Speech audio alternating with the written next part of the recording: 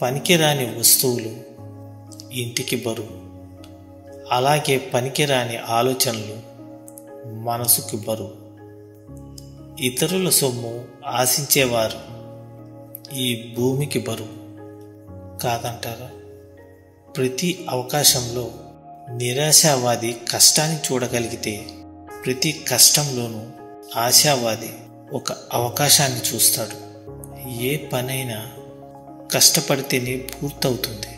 కలలు కంటూ కూర్చుంటే సింహం నోరు తెరుచుకొని కూర్చున్నంత మాత్రాన వన్యమృగాలు దాని నోటి దగ్గరికి వస్తాయా?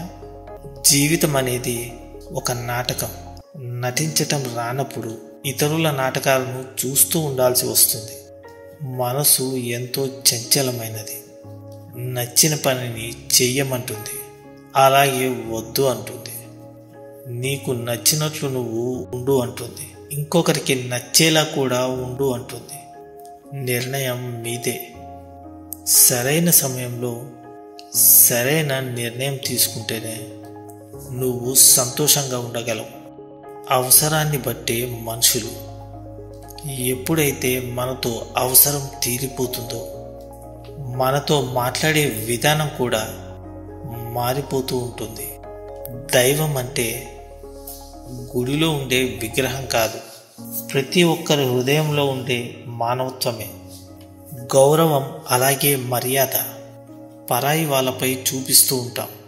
చిరాకు అలాగే కోపం మన వాళ్ళపై చూపిస్తూ ఉంటాం.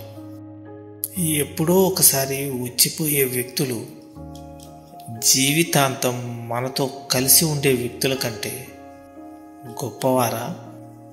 కాస్త ఆలోచించండి. మీ యొక్క అపజయాలను తప్పటడుగులని ఎప్పుడూ అనుకోకండి. అవి తప్పులు కావు. భవిష్యత్తులో మీరేం చేయకూడదో తెలిపే అనుభవ పాఠాలు. తమకు కష్టాలు వస్తే మంచివారికే కష్టాలు వస్తూ ఉంటాయి అని అంటూ ఉంటారు. అవే కష్టాలు ఎదుటివారికి వస్తే చేసిన పాపాలు ఊరికే పోతాయా అని అంటారు. తమ కష్టానికి కారణాలు తెలుసుకొని ఎదుటివారి కష్టాన్ని సానుభూతితో అర్థం చేసుకునేవారే నిజమైన మనుషులు. ఇతరుల యొక్క చెడు గుణాల గురించి చర్చిస్తూ నీ సమయాన్ని వృధా చేసుకోకు. అది నీకు ఏమాత్రం ఉపయోగపడదు.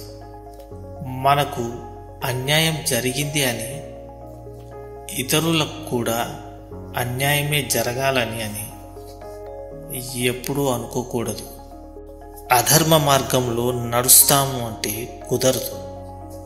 విధి అనేది మన చేతుల్లో ఉండదు.